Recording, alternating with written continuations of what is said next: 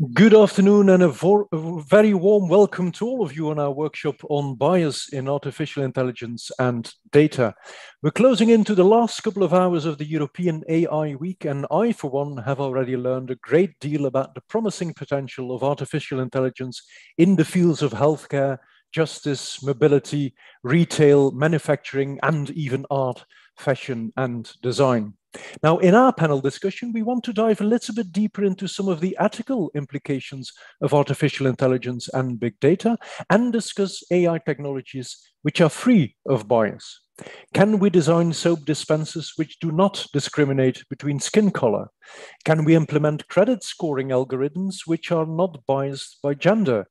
And how about health insurance chatbots which are both blind and deaf when it comes to age or education level?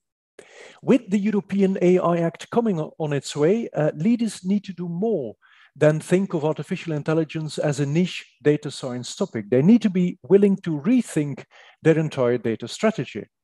So for our workshop, that also serves as the launch event of the Ethical Technology Institute, we have chosen to focus on one priority which will play a substantial role in driving businesses of the future: AI technologies which are ethical and free of bias. And again, we want to explore the benefits and potential challenges of the upcoming European AI Act.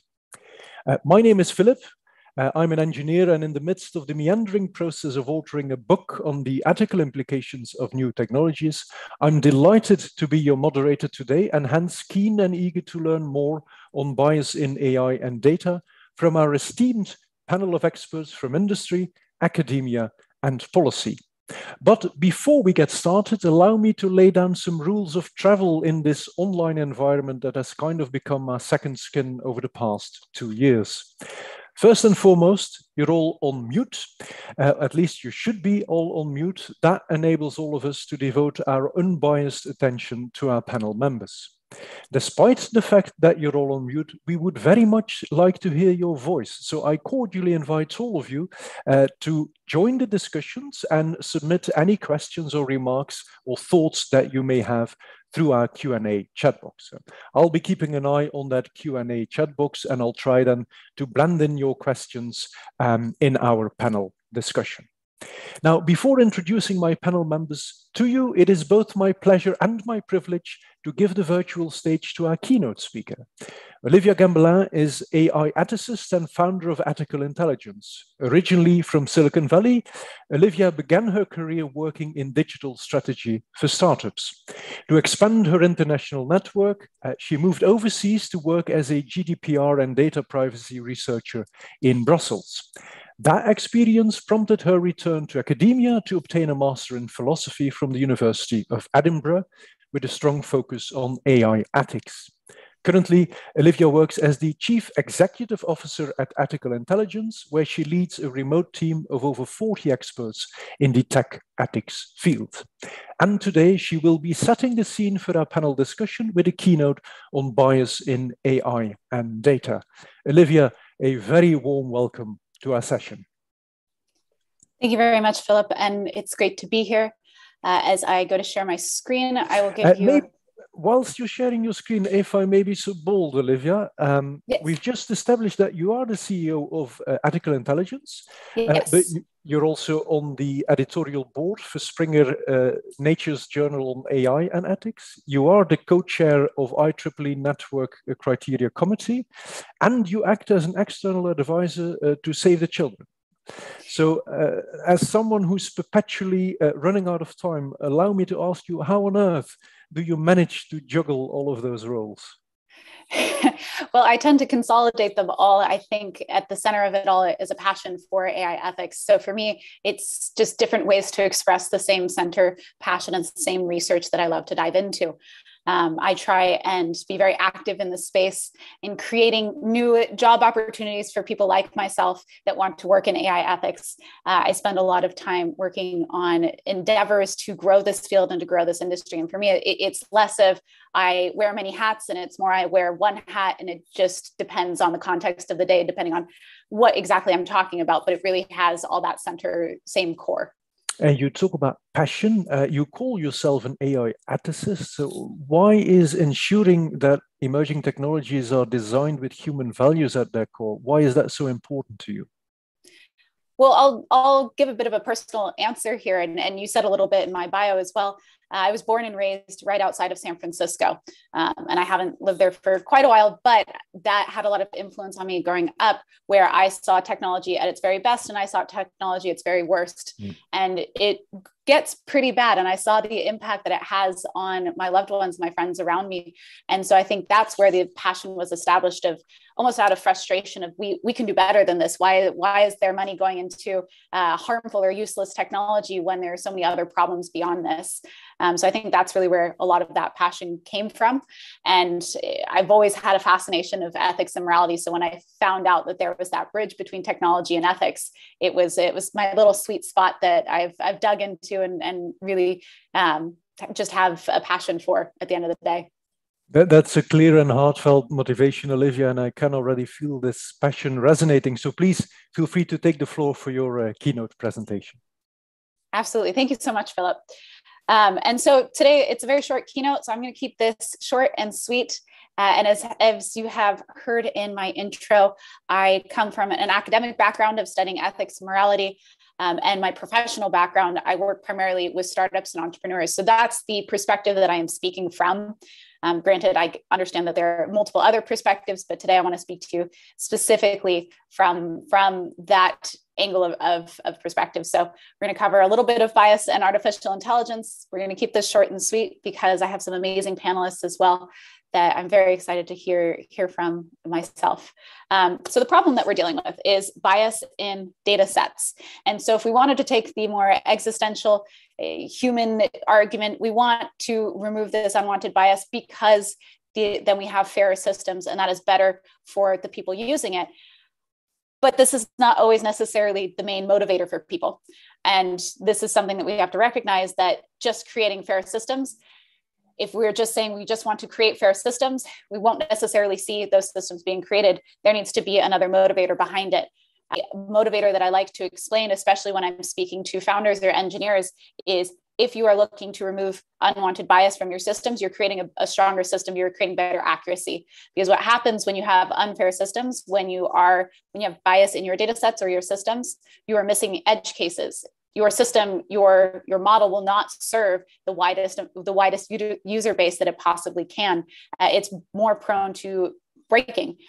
So at the end of the day, bias is, yes, a very important topic when you're looking at the human-centric side to a technology and wanting to serve human users. But if you're building and you're developing it, it's just a good business decision because you're going to have a better model. It's going to serve your users better. And by giving those more accurate responses and having a stronger, more robust system, your users are going to be loyal to your technology because they trust in it and because it better serves their needs. So that is, I think, something very important to set down because, yes, bias and fairness are very important topics. But when it comes down to the decisions, when you're making these decisions in industry and you're working long hours and trying to figure out what the best decisions are, when your mind is on business and profit and industry, you need to think in terms of what's going to make the better product. And really the better product is one that has the bias removed from it. So I wanted to stress that because it's not something that you usually hear in AI ethics, but I think it's a very important jump between that and intrinsic motivation of creating these fair systems. It's the jump from that intrinsic motivation to actual, it's just a good business decision at the end of the day as well. So for a second here, I want to look at what bias actually is. Bias is the favoring of one thing over another in a manner which is considered unfair. And I want to stress this because it is impossible to completely remove all bias. We have to make decisions at the end of the day. And depending on how we are making those decisions, we are favoring one decision over another. We are favoring A over B. In some cases, that is totally fine. I can have a bias towards chocolate ice cream where my other choice was vanilla and I have that bias towards chocolate. It doesn't really matter. I'm not harming anyone by making that decision that I would prefer chocolate ice cream over vanilla ice cream. That's still a bias, but it's an okay bias. There's also bias that sits within ethical decision-making when you start to prioritize different ethical values. Again, that's not bad bias. It's just allowing you to make a decision. What I mean by that case is you can value, let's say, transparency over privacy in a certain instance. For example, if you're working in healthcare, you tend to favor privacy over transparency, versus if you're working in social media, you want transparency over privacy. I'm not saying that these combat against each other. It's just different types of prioritizing. That's a type of bias. You are favoring one principle, one value over another. There's nothing wrong with that. It is making a conscious decision. And if you explain that conscious decision to your users and to the people and to your stakeholders, that is okay to make that kind of decision. It's good. If we completely remove bias, no decisions will ever be made because we have no preference. We have no prioritization or weighting and direction to take. So what we're saying when we're talking about bias in our technology is unwanted bias, when there is an unfair advantage over one group over another with no clear reason. What I mean by this is if, say, we have a loan algorithm and we have a man and a woman and they have the exact same profiles, but the only thing changed in those profile differences is the gender. One's a man and one's a woman. If the algorithm is favoring the man over the woman because of the gender, that is considered unfair. Our gender is something that should not be a determining factor that has anything to do with any implications. There are other different protected attributes that fall within that same category. You have gender, you have religious preferences, you have political preferences. These are protected attributes that when there is a favoring of one demographic over another, that is considered unfair, it's unjust. And that is the bias that we are looking to eliminate so that there are fair decisions made across the board, independent of these protected attributes, independent of attributes that really at times are out of our control. One example I like to use is when it comes to our health. There's often times where we are not in control of, say, a chronic disease that we may have. If there is a decision being made off of simple decisions being made off of our health of our body that we have no control over, that is something that is very unfair. We are having a decision made off of us that on a attribute that we have no control over. That's something considered very unfair and would be a bias that we would look to remove. So that is all to stress. When we are talking about eliminating bias, we are talking about eliminating unwanted bias, those unfair aspects, the parts where there is an unequal weighting, there's prejudice that should not be there. So the solution, and again, I told you this is going to be short and sweet. So we've got two different solutions. The first one is to look for bias in the numbers. What I mean by this is look for potential structural bias. The very interesting thing about bias is a lot of times it's originating actually in our data sets. And our data sets are reflective of who we are as people and our societal structures. So if there is some structural bias that already pre-exists in our society, that's going to be reflected in the bias, or that's going to be reflected in the data set and then reflected in our models. AI is not a magical wand that we wave and suddenly all of the unfair structures that we fight against in society and that we're frustrated against society, it's not going to solve those. It's going to make them bigger. For example, one of the classic examples here is the Amazon HR hiring tool, where they put into place a hiring algorithm. Now that algorithm did exactly what it was set out to do. It went and looked at all the data sets and all of the data that Amazon has on its engineers. And so only started hiring for men, because when it was looking at the data set, the men applicants had the higher chance of receiving the job. So the algorithm saw that in the data set and went, well, great, we're going to make sure that every applicant coming through has an increased chance of actually being accepted. And that so happened to have a very biased aspect to it, where it was making that judgment as this is off of gender, that men should be the ones with the applications coming forward. Now, if Amazon had instead taken the time to look and analyze how their hiring systems were being made, then they would have recognized that they have a biased approach to how their hiring is done. They would have noticed that there is an unfair advantage between men and women applicants. And then putting on a model that reflected that already in place structure was not the solution. It was not a magical wand to make the hiring process more fair, which is what it was intended to do. But it was using a data set that already had that structural bias in set. So the first solution is it's in the numbers. Look at the numbers, look at the society that you are designing for. Look at what kind of structural bias may already be in place. Is there already that gender bias in the workforce or in the workplace that's going to be reflected in the data set? Is there already that bias reflected in the data set based off of sex or religion or politics? Again, you have to look at the numbers because those numbers are reflecting society, and the algorithm is going to do a great job of just blowing that up and making it bigger and making it the reality instead of just what feels like an underlying pattern.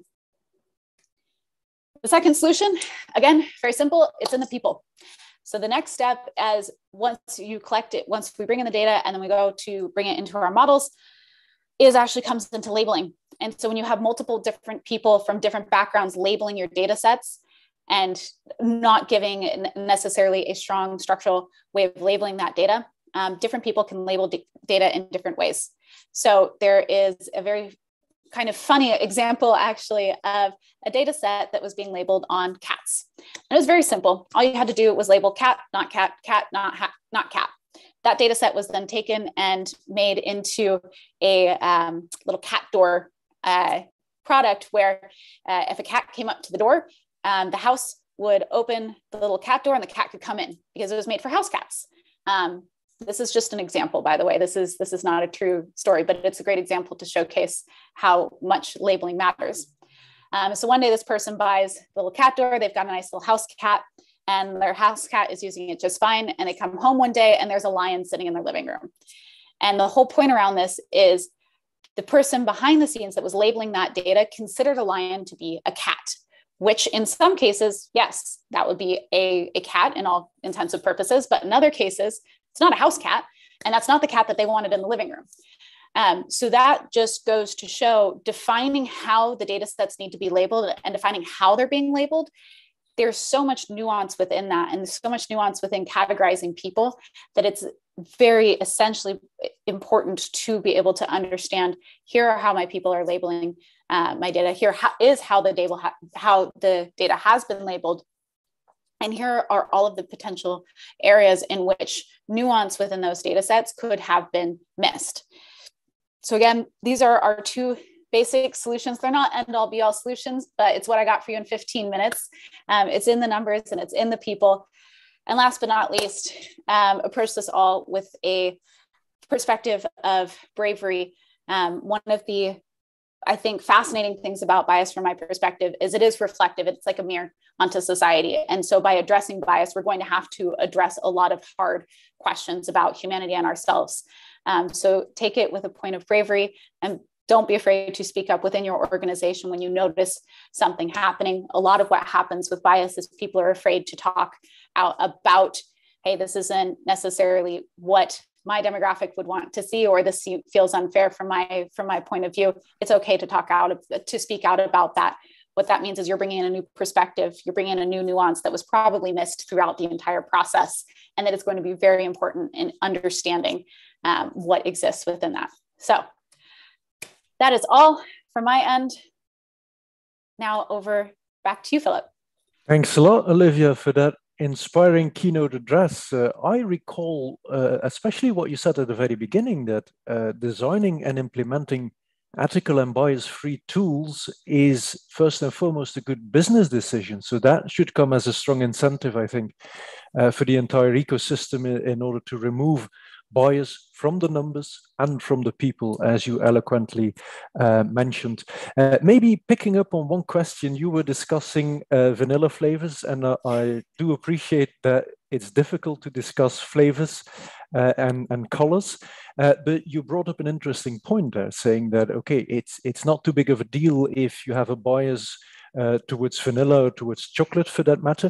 It only becomes a problem when this bias is judged to be unfair. And we do have a question that came in from Alexa Veller, who is asking, it's a pertinent one, asking, okay, bias becomes an issue when it is judged unfair, but just judged by whom? That is actually something that's very important and can be difficult to work through. So when we are working with companies, when I'm working with a client, what I'm looking at is regulation, company values and the society that that company functions within to be able to understand, well, who is judging this to be fair and unfair? We are looking at how the different demographics are benefited, but also something that's very important for us when we are looking at eliminating bias and we're looking at what is fair. What we try to do is not look at equal opportunity or equal outcome, because there's a lot of nuance that can be missed if you're just looking at one of those two perspectives. And instead, we try to pursue equal quality of service. So what does that mean per demographic and per user? How does each of these demographics end with the same quality of service? It may look different in outcome, it may look different in opportunity, but the quality is what matters at the end of the day there, rather than necessarily the quantity. Well, that's both food for thought and I think a clear Kickstarter for our roundtable discussions. We are already enjoying a very vivid dialogue on the Q&A chat box, so please do keep your questions coming. Olivia, please stay with us for another half an hour, because I'm glad I can introduce 3 other panel members of high caliber. Angelika Didopoulou has 8 years of experience in the European public affairs arena. She's currently public policy manager for AI and fintech at Meta, the platform formerly known as Facebook. Before joining Meta, she was senior manager for EU public affairs at Huawei, focusing on hot topics such as artificial intelligence, blockchain, and digital skills. And Angelika is also member of the AI for Europe platform. A very warm welcome to our panel, Angeliki. Thank you very much, Philip. And I'm very glad to be here today with and share actually this panel discussion with excellent experts in the field of AI. Thanks a lot for joining us. Looking forward to the discussions. And now from the side of academia, I have the pleasure to welcome Joanne Bryson to our panel. Joanna Bryson is Professor of Ethics and Technology at the Hertie School of Governance in Berlin. She is specialized in both natural and artificial intelligence and enjoys worldwide recognition as a thought-leading expert in AI ethics. Her present research focuses on the impacts of technology on human societies and new models of governance for AI and digital technology. Thanks a lot for joining us today, Professor. Well, thanks for having me. Sure. And my fourth panel member is Hilary Richters, who has over 14 years of experience in executing large data-driven projects. Hilary is director at Deloitte in the Netherlands. Because of her interest in helping clients to do good for society through the use of innovative technologies, she set up the digital ethics team. And together with that team, she created the digital ethics program that seeks to understand and embed societal values in a practical way in organizations, giving them the tools to follow their moral compass when using data and technology. Furthermore, on the work floor and in daily life, Hilary is an advocate, an ambassador, and a strong believer of the power and value of inclusion and diversity. So I take it, Hilary, that you must be quite mad to see such a female-dominated panel. No comment on that, but I think it's our time. But thank you, Philip, and happy to be here. Great, thanks for joining, Hilary. And indeed, we're about to embark on a meeting of the minds on bias in AI and data, where we want to explore also the benefits and potential challenges of the upcoming EU AI Act. Again, I cordially invite all of you to join that discussion by submitting your questions and remarks through our Q&A chat. If you want to raise a question to one panel member specifically, it would also be helpful if you include the name of that speaker at the end of your question. So let's kickstart our discussion, shall we? And what better way to start the Q&A than by asking the very first question? And I'd like to come back to you, Olivia, following your keynote. Again, maybe to summarize that or to relate to the main takeaway, why is it important for companies to pay attention to bias in AI? So I'll stress here again, when it comes down to a company, it means the importance of eliminating unwanted bias is really an importance of it's a good business decision. It creates a stronger product at the end of the day. I know a lot of people will be wary of working towards eliminating bias, it does require you to pause and question and actually work in the moment. So upfront, it can seem like a large cost, but really in the long term, what this does is it prevents you having to go back and fix major problems that have now been so ingrained into your systems that they're difficult to remove. Or it also prevents scandals, which in cases when working with startups, a scandal can mean the life or death of a company. So when I'm talking with founders specifically, it really is more talking in terms of this is the life or death matter of your company itself. When it's larger enterprise, it's do you want to have the heavy cost of actually having to go back and fix what will be very ingrained in more places than you can expect within your systems.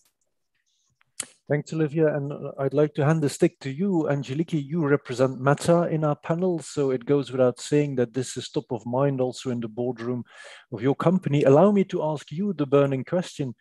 How can we ensure fairness and inclusion in the context of artificial intelligence? Thank you, Philip. Indeed, a very interesting question. I will actually start by saying that fairness in AI is not like simply about checking a box or solving a mathematical equation. There is no one size-fits-all definition of fairness. In fact, experts across academic disciplines, and something that also Olivia mentioned, have identified dozens of definitions of fairness, many of which actually are mathematically incompatible with each other. So addressing this problem involves thinking deeply about different ways to make AI-powered products and experiences that are inclusive and at the same time treat people fairly. So at Meta, we actually put a lot of efforts on this. And in general, we believe that our products should treat everyone fairly and work equally well for all people, which is why actually fairness is also one of the core privacy expectations for our company. So when it comes now in the context of AI, we have a responsible AI team, which has developed fairness tools and processes to help our machine learning engineers detect certain forms of potential statistical bias in certain types of AI models commonly used at Meta, with the goal, of course, eventually to scaling this to all of our AI products. We have also established a responsible AI team, which has developed a framework for evaluating the fairness maturity of our products. And we aim actually to eventually require similar goals for all of our product teams, but also services across the company. At the same time, we have established a multidisciplinary team of experts to offer targeted fairness consultations about the specific products. So we have also released our casual conversation dataset, which is actually composed of over 45,000 videos, which are designed to help researchers evaluate the computer vision, but also different audio models. And these actually, they're using a diverse set of ages, genders, apparent skin tones, but also ambient lighting conditions. And last but not least, I would like also to mention that we are also prioritizing AI diversity inclusion education efforts for our AI team when actually hiring and training employees and setting also clear digital inclusion expectations for our AI managers. So we have already, since as you also mentioned, Philip, this topic is quite, let's say, hot and kind of very important. We have taken at Meta all the necessary measures actually to tackle those challenges that are affiliated with fairness, diversity, and inclusion. Thank you. Well, thanks for bringing that to the attention here, Angelika. And indeed, I think it reflects also the importance that Meta gives to the topic. I'd like to turn maybe to Hilary, because during the introduction, we talked about diversity, about inclusion. I think we're preaching the converted when I say that we need to move towards tools which are ethical and free from bias. We now have the European AI Act coming our way. Do you believe that European Act is the answer to limit or maybe remove bias, whether it is ethical or racial or gender? Is that the answer to our burning problem, Hilary? No, definitely not. The AI Act is not the answer to limit bias in AI. And by default, bias is in people, like Olivia mentioned. But I do need to say that the AI Act is a necessary regulatory step to steer Europe towards human-centered digital solutions. So on the one hand, the AI Act offers a regulatory pressure to solve issues with bias in AI and hence protect EU citizens. But on the other hand, if you think about it, less bias and hence better functioning AI will bring more opportunities to EU citizens, but also to businesses. So it definitely is a tool that helps us to limit bias in AI, but it will not, unfortunately, not remove 100% the bias in AI, because in first and all, it will be always in people. Yeah, understood. So it's a tool, it's an instrument, but not the ultimate solution. No, definitely not. Professor Bryson, you are a thought leader, so tell us, in the first place, why would we need to regulate the use of artificial technology? Can't we just, have the technology and the market decide on itself? So what is the framework or the compelling need to regulate AI technology? Great question. I have to say the reason I laughed is because I'm clearly on an entire panel of thought leaders, so I don't know why I got picked out that way. But also, I actually wanted to say something to your first question to Hilary, which isn't it an honor to be on a panel full of women. And it reminds me of something called the Bechdel test, which in movies is to make sure there's at least 2 women in the movie who talk to each other, and third, who talk about something other than a man. And there's a joke that the Bechdel test for panels is that there's at least 2 women who both get to talk about something other than AI bias. So I'm really glad that we're talking also about the regulation, the process of regulation in the AI Act. Regulation is a process, breathing is a form of regulation. Regulation is an acknowledgement of the fact that there's an ongoing process of trying to get where we're trying to go. So we're having to choose conscious targets. We have to think about how we want society to look like. So one of the things Olivia was sort of bringing up and highlighting was that there is all these kinds of differentials in our lived experiences. So I mentioned this in the chat and I gave some links into this. Our 2017 paper didn't show that AI exaggerated bias. It showed that it was exactly as biased, not only as people when they fill in those implicit bias tests, but also as the actual society in terms of, for example, labor statistics. So it accurately guessed that you're probably male if you're a programmer. Okay, that actually is true. But we don't want to say that, and we don't want to, as Olivia said, we don't want to only hire men to be programmers. So I actually think it's essential that we have regulation because these are hard problems. And so we need a process by which we, in an ongoing way, keep addressing and improving our society. And that's what regulation is really about. That's why we need those kinds of connections, and we need those other kinds of processes that help us not do things like race so fast to get our product out that we actually create a more brittle, fragile, unuseful product that's harder to maintain. Governments help us be our own best selves if we keep our government working in the right way. Correct. And if you do want to pass the Bechdel test, feel free to discuss ice cream flavors amongst each other, ladies. Now that's just tongue in cheek, but it comes with a serious question as well, because in the food arena, we do have labels saying gluten-free or this is good or low in calorie. There's a question, I think it came from Sarah Klein, asking what you think, Professor, on the feasibility or the viability to implement algorithms in order to label certain tools as being low in bias. Can we have such control mechanisms in place? Oh, this is back to me again. Oh yeah. Oh, I saw that in the chats. Yeah, interesting question. So what I recommend, and I am a sort of a systems engineering thinker. So I expect that when we use machine learning, we should be reflecting our society. That's how we can tell that it was done fairly.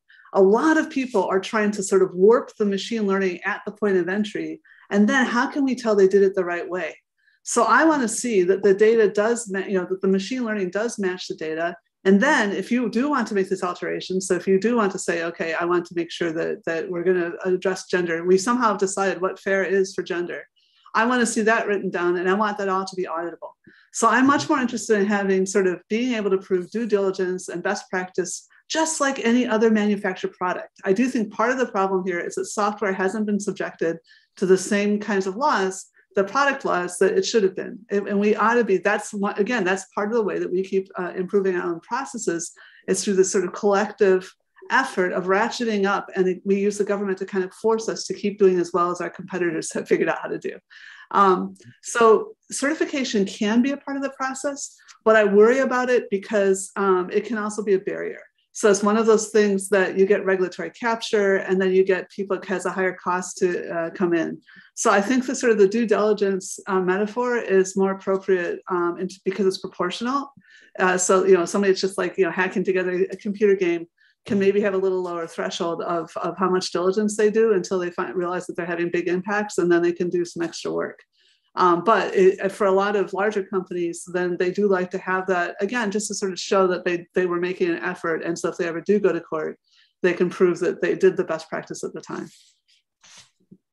Thanks for that, Joanna. Maybe turning back to you, Angeliki, because there's a lot of words and buzz, I would say, around transparency when it comes to those artificial intelligence tools. It's also reflected by our chat. So a couple of questions there on whether, so you talked about a framework which is being put in place for evaluating bias and fairness. Has that been published? So I think our audience wants to understand how transparent or how opaque is your framework that you put in place at Meta? Sure. Actually, yes, this framework actually is publicly available, and I will be more than happy to share it with you. And is evolving actually over time, but currently includes 10 dimensions of autonomy, civic engagement, constructive discourse, environmental sustainability, fairness and inclusion, privacy and data, and also some other elements. I will be more than happy to share this with you, Dimitrios, that I see that you raised the question. And coming also to another question from Sonia as well. So you actually asked how inclusive is this actually framework and transparent exactly is the responsible AI process at Meta. So we're actually hitting calls to better measure whether people's experiences with our technology differ across race. We have been meeting with the civil rights community, privacy experts, academics, regulators, also in the context of the AI Act, but also different organizations to determine the best way to assess how people of different races experience our products. And we're also sharing details about technical methods and overall principles we are using to approach this work in a responsible way. Again, I would be more than happy to share more information with you after the event. Okay, thanks for that, Angeliki. And maybe lingering with you for one more minute, we just heard, I think, a fairly strong statement from Hilary on her perception of the European AI Act. It's an instrument. It may not be the final solution. What do you think the impact of the European AI regulation will be? So I believe actually that the AI proposal, first of all, is something very positive and will strengthen Europe's position as a global, let's say, leader and kind of hub of excellence in AI, from the lab to the market, and ensuring at the same time that AI in Europe harnesses the potential of AI for industrial use. We should not actually forget that industry and should play also an important role, because actually is the one that implements AI. I'm certain actually that the new AI regulation will make sure that Europeans can trust what AI has to offer. What we should need is proportionate and flexible rules that will address the specific risks posed by AI systems. And at the same time, what is also important is to set high standards worldwide. We have seen also some other initiatives that came together with the AI Act, which is also the coordinated plan of artificial intelligence, and the one that actually outlines the necessary policy changes and investment at the member state level. in order actually to strengthen Europe's leading position in the development of a human-centric and trustworthy AI. I think that when it comes to the AI Act itself, the fundamental challenge will be actually to develop a regulation that is flexible enough to adapt to future technologies, while not overly restrictive to the point of, let's say, suppressing valuable and beneficial innovation in and uses of AI technology. So we should not overregulate in a way. So policymakers should not overregulate, because overregulation hinders innovation. So we have actually, policymakers need to kind of identify the potential of AI to the society, and actually be careful not to restrict the massive innovative power being unlocked by AI. I think those are the most, let's say, important elements to ensure that indeed this AI Act will work in practice. Okay, thanks a lot for that elaboration. Hilary, you wanted to pick up on that? Yes, and also what Joanna was mentioning a little bit earlier was that you know, the AI Act, where I think that the AI Act is really good, and what Angelique is saying, if we can come to a global standard, you know, because now there are so many principles in Europe, we have different in America, we have a different in Asia. So if we could come to a global standard, that would be great. But we need to take in account, because we're now talking continuously about the AI and the technology, but it's actually solution-based. So when we talk about bias, the context wherein the bias will be deployed will be even more important. And that is really difficult to harness with one AI Act. So we really need to make sure that when the AI Act is live and you're going to adhere to the AI Act, you still need to think. Because that is something when I heard people listening, oh, regulation is coming, we tick the box and then we're done. But with technology such as AI, it's not the case. So I really wanted to add that as well to what Angelique and Joanna were saying. It's really a case-by-case solution. What can be good in one context could be really devastating in another context. And we really need to go to a global standard. So yeah, that's also what I wanted to add to this. Well, thanks for adding that angle, Hilary. And I see that Professor Bryson is raising her hand, so please, by all means. Yeah, thanks. I really wanted to comment on both of the previous things. I actually have been doing a lot of work on antitrust lately with the Director General of Competition here, and looking at the history of antitrust and actually looking at the science behind it. And I mean, obviously there can be bad regulation. You can have a country, for example, that basically, you know, requires bribes to set up a business or something. So that can limit innovation. But in general, if you're looking at OECD countries, then having too large of companies actually limits innovation. And it's really weird that right now in the United States, people don't believe that they're saying, oh no, the innovation's coming out of these big R&D things. There may be kind of an inverted curve on this. So if you're too small, you don't have the resources to do research. But if you're too big, you seem to somehow have whatever the opposite of scale things happening to you. And actually there's more effort on competing and squashing. So regulation can help with innovation. It's been shown over and over, and it's really weird that this other narrative is out there. On the other hand, I also really, I'll actually let somebody else have that, but I really want to grab this other thing about global standards. First of all, again, speaking of the OECD, they did come up with some decent principles about, you know, there was a long process, there needed to be a long process, and a lot of people like weighed in, and you could see vested interests in various things people said. But the OECD principles got a fair amount of consensus, and honestly, I'm proud to say aren't that different from the British principles we did like in 2012, or 2010, in fact. But anyway, the point is that now there's actually a UNESCO statement, which is like 42 pages long. The OECD principles are only 5 pages, so it's a lot more readable. But anyway, every country except America signed that, and that's because Trump pulled America out of the UNESCO. It's not that UNESCO didn't sign it, I mean that America refused to sign it. So anyway, there is some kind of global consensus, but I actually worry about having a single set of principles and a single set of laws. I actually think like the EU is a good size, but you know, China and America, various other groups of people should come together. We need variation to have innovation in all areas. So I think that maybe we want 8 to 12 kind of regulatory regions. If you're too small, no one's going to meet your rules. And one of the things that we're seeing right now is countries that don't have a lot of money sort of copying and pasting European laws, and it's not necessarily the right thing for locally. So Europe is trying to think about how can we make our legislation more portable? How can we help people adjust it to their capacities, for enforcement and various things? But I also think that a lot of regions like Africa, like South America, like the Asia Pacific outside of China, are thinking about coming together and making their own European Union-like thing to set up laws that make sense within the context of their cultures and their geopolitical realities. And there's a lot of moving parts indeed, and it's going to be difficult, if not impossible, to find a one-fits-all. But would you agree that Europe is a first mover on this legislation? Europe is, because of the way that it works together on diversity, it doesn't tend to be the first mover.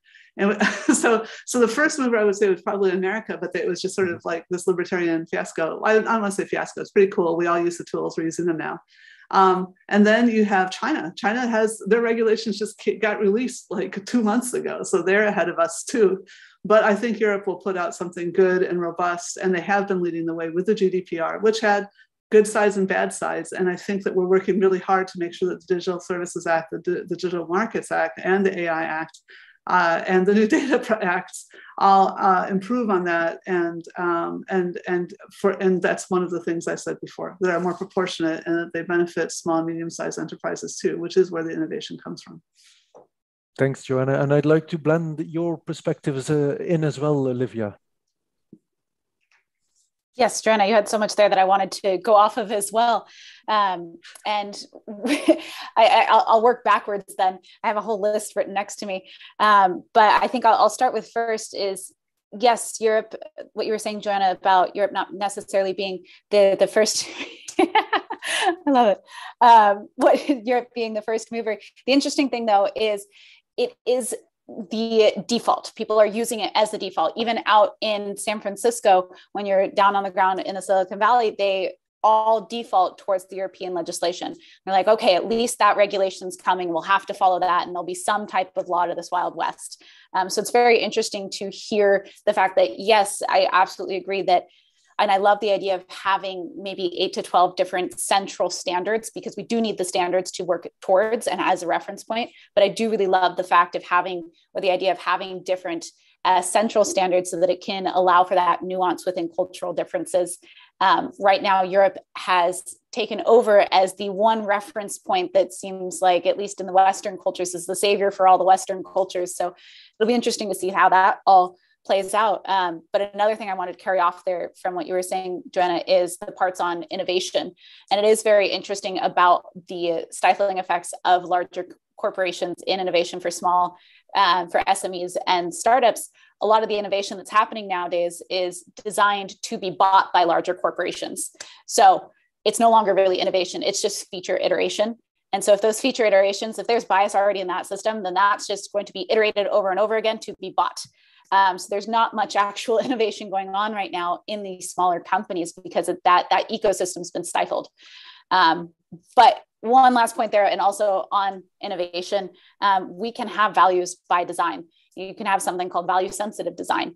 And so really at the end of the day, ethics is not, and fairness in this case, again, I'm speaking from the point of an ethicist, fairness is not a blocker towards innovation. If anything, that's actually a stimulator for an innovation. You have to think outside the box about how do I create a better product that not only serves my business needs and meets those profit margins, but better serves my users. How do I actually push the limits further, not in terms of the technology, but push limits further in how my technology serves my users and the people that it was meant to serve. So I think when you look at it that way and take it more as almost a challenge of, well, can I make this fair? Can I find the bias that's within the system? And can I change bias that already exists within society?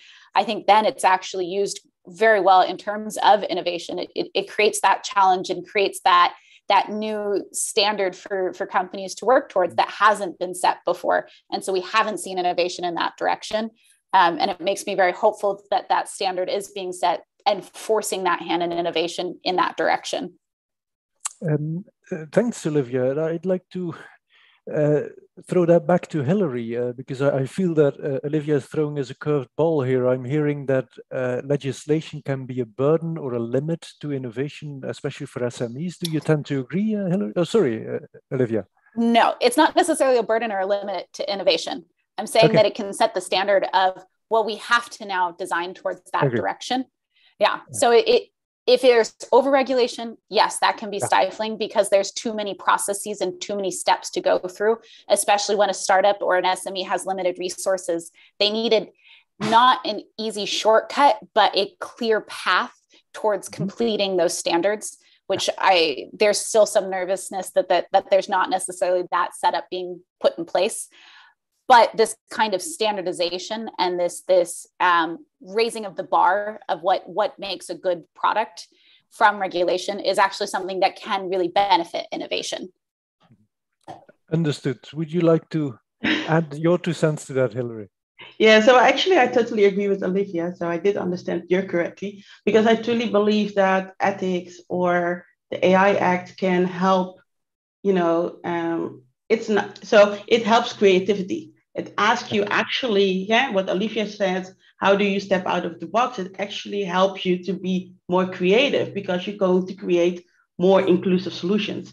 So if you say you need to do something more and that is a burden, then yes, probably it will be a burden. But if you can think about that you create inclusive solutions by ethics by design or value sensitive design, and you just adhere it to your current design process, please don't create something new. Then you create inclusive solutions. And if you have inclusive solutions, then it is all about trust, because your clients are going to trust you more, your customers, your society, etc. And be trustworthy also in your digital solutions that has a positive impact on all stakeholders, on your net revenue, on really using those tools for the full benefit that it has. Because at this moment, nobody uses technology to the full potential that technology has because of all the fears that they have. But the fears you can limit the fears by embedding the ethics in a really well way from the beginning of the process. That we have an AI Act or that we have regulation at all is actually, for me, but that's really my personal perspective, because we as humans cannot do it by ourselves. We cannot think about and create digital solutions in a way that benefits everyone. That is partly because of our unconscious bias. It's partially about our history, our legacy, etc. And that's why we have the AI Act. So in the question burden, if you don't do anything with it and just say, tick the box, yes. But if you truly believe you can create really inclusive solutions, be creative, and raise your net revenue, then it's definitely not a burden. So who do you want to be? That's the question as organization. Exactly. And I agree with you. We can't do it on ourselves as humans. So we need legislation. We need an AI Act. It has to act as a leverage, as an instrument for businesses. So maybe closing the loop with Angeliki, from an industry perspective, what would be your recommendations to policymakers? Interesting question, Phil. Actually, what is important to ensure is that everyone has access to digital technologies, including actually for personal education purposes and facilitate access to employment. What is also important is that policymakers work all together to bridge the digital divide, which is actually crucial to have a fairer global economy, as we see that actually there's an increased amount of day-to-day basic services that become more and more digitized. Citizens of all genders, ethnicities, and generations need to be equipped with basic digital skills in order to have equal access to the continuously evolving digital labor market, and in particular focusing on the ones that are actually disadvantaged and digitally excluded groups. And last but not least, I think that policymakers should create a diverse environment actually and assist the primary, secondary, and actually almost all sectors of the economy to transition to a fully connected digital economy. We still actually have several challenges that we need to tackle before we deploy the AI technology, and starting from the basics, which is actually ensuring that all Europeans are actually upskilled and reskilled in a way that they have, as I said, equal access to our digital economy. Thanks a lot for that, Angelica. I say this with a very heavy heart, but in light of timing, we need to wrap up our discussions here. Maybe I can go around the panel one more time for your one-sentence summary on the European AI Act. Do you think this is the end of the beginning, or rather the beginning of the end for bias in AI, and what else has to happen? I would appreciate if you can limit your answer to, say, 10 words or one sentence, starting maybe again with you, Angelica.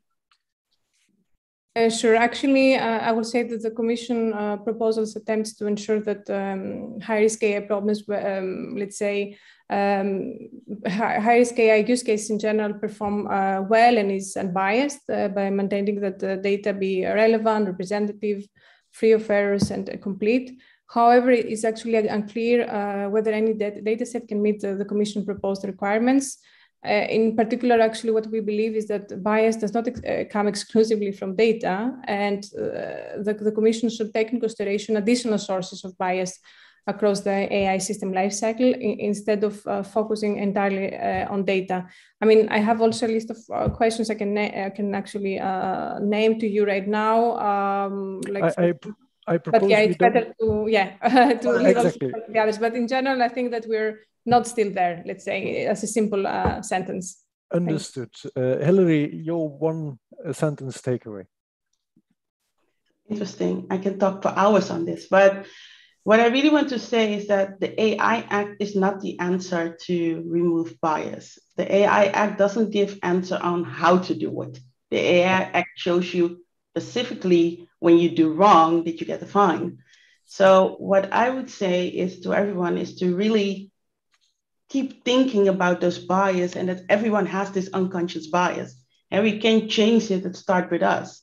And you can go to trainings and ask, all those bright people in the school where to think about, but be open that there can always be an unconscious bias in everything you do.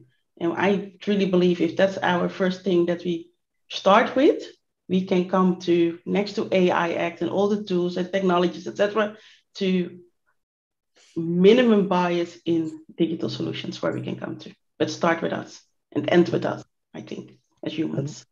Understood. Thanks, Hilary. Olivia, your, say, 30-second thoughts on this. Well, just as I was saying in the keynote, AI is not a magical wand that you wave and bias goes away and creates a more fair society. Just in that same way, regulation is not going to be the magical wand that you wave and fixes bias in our technology. At the root of all of this is a very human problem.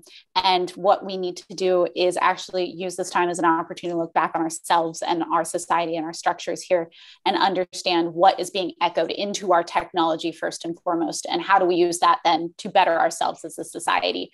That is where we will then still start to actually fix the roots of bias, where right now regulation is a great step in the direction of forcing us to do that, but it is merely a Band-Aid on a bleeding wound. Thanks, Olivia. Professor Bryson, please take it away. Okay, well, I largely agree with that. The first thing I want to say is that eliminating bias cannot be our goal, because life isn't fair. Genders are different. Some people are born with horrible disabilities. One of my friends, one of the kids has muscular dystrophy, one doesn't, and that's not fair. But so what we need, and what I think the AI Act is well on the way towards providing, is a way to keep improving ourselves. We need to keep capturing the good practice and moving forwards with that. And we need to keep being able to recognize the unfair, the injustice and the fixable injustices and capture that, and then move forward and keep self-improving. And so I think the AI Act is one of a suite of legislation that is helping us capture that. I'm sure we will continue improving the legislation as well as improving the AI and improving the AI society, as Olivia was saying. And I, for one, I'm sure that we'll continue the discussions as well. I do apologize for stealing your thunder because I need to wrap up the discussions.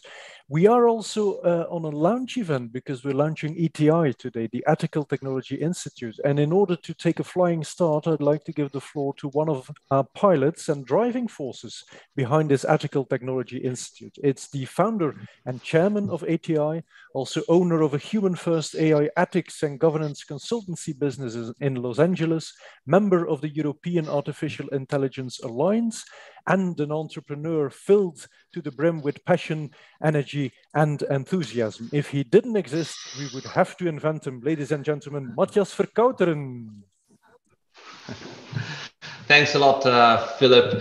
First of all, I would quickly like to thank our wonderful panelists here today, our keynote speaker, Olivia, Hilary, Angelica, Joanna, also you, Philip, for moderating this all.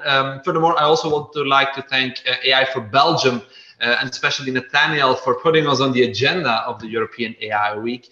And finally, a big shout out to everybody who's watching on YouTube, on Zoom, especially also for the interesting questions. Thanks a lot. So this is indeed the launch event of the Ethical Technology Institute, also known as ETI. So we've been established last year to be the leading European non-profit association promoting the ethical and responsible usage of technology, which means that basically our target audience are those professional practitioners and companies who are creating products, creating services day in, day out, and they fueled by data, fueled by technology, by AI, and they want to do that ethically, they want to do that responsibly. And so those people, those companies can become member of our association called the Ethical Technology Institute. So we basically provide 3 services to our members. So first, a pragmatic educational program focusing on ethical and responsible usage of technology and AI. And second, a certification program validating that knowledge. And thirdly, we also want to provide our members an independent European stakeholder platform between industry, individual practitioners, as well as academic institutions and regulatory bodies. Our current focus this year is on continuing building our community of supporters and partnering organizations, of which we already have some fantastic names behind us. Yeah, please go out to our website and check it out. We also organize some upcoming events, such as webinars, as well as a big one-day summit at the end of this year. And finally, we're also publishing a position paper in the 4th quarter of this year, so stay tuned as well. To wrap up, because we're over time now, I can keep talking more in detail, but just to wrap up, a big call to action to everybody attending this webinar. So we are a non-profit, which means that we're driven by volunteers, people who believe in our cause. So if you want to get involved at ETI, whether it's on an individual base or as a partnering organization, just go to our website, ethicaltech.institute, and click the big yellow button called Get Involved. We need people to get involved with building our education program, writing our position paper, organizing our summit, especially also growing our community. And so what's next? On Friday, 13th of May, one of our advisory board members, Lode Lauwaard, will do a webinar for ETI about his latest book called Us Robots. It's a Dutch book. So be sure to keep an eye on our LinkedIn page because registrations will open up early in April, and the first 3 people who register will receive a free copy of Lode's book. So thank you all for being present. Thankful for the panelists, and so yeah, we'll see each other hopefully soon again. Thanks a lot, Matthias, for launching the Ethical Technology Institute. I heard a warm plea and a clear call for action to all volunteers who are interested in supporting ETI and to join forces in shaping its future. It does wrap up our session, so I'd like to thank everyone, also Olivia, Angelica, Hilary, and Joanna. Needless to say, a warm thanks to all of you who have tuned into our workshop. May I cordially invite you also to give us a thumb up by clicking on the like button on the YouTube channel as a token of endorsement. That would be very much appreciated as well. We are delighted that the Ethical Technical Institute is live and in the air now. Unfortunately, due to these persistent pandemic conditions, we cannot offer you a reception, but ETI is glad to offer you a small snack that is coming your way directly as soon as you click on accept all cookies. Thanks again, and see you soon. Bye. Thank you.